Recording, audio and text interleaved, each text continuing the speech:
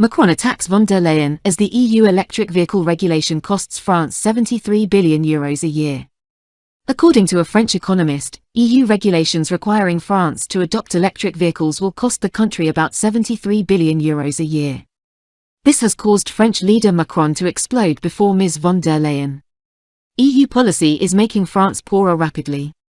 Economist Rémy Prud'homme argues that the EU's plan to end the use of internal combustion engine vehicles by 2035 would cost France huge sums to achieve.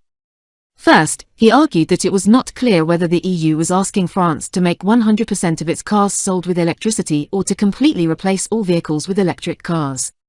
The thinkers are not interested in these details. They are even less concerned with the cost and impact of the targets they want to impose.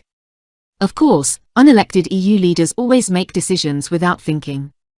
Mr. Prud'homme also pointed out the importance of the car manufacturing industry for the whole of France, saying that car production, that is, the production of internal combustion vehicles. France has no strength in producing electric vehicles.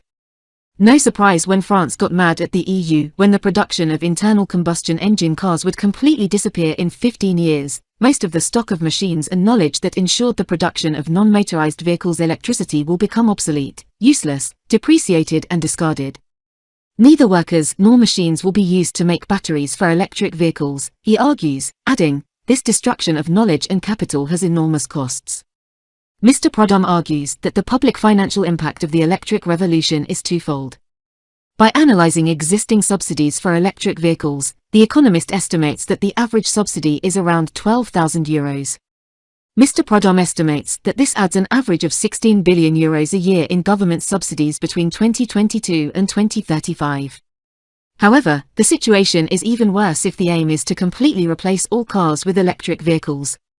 If that's the case, The Economist estimates that France will cost around €32 billion in subsidies a year.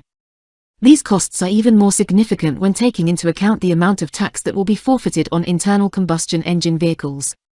If the goal is to sell only electric cars by 2035, then by Prud'homme's estimates, the total government tax loss is €100 billion.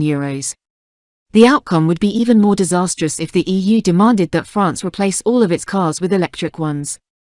The tax loss in this case is estimated at €265 billion. However, Mr. Macron will not have much to worry about when his term ends in April. This burden will fall on the shoulders of the next president and possibly France will leave the EU.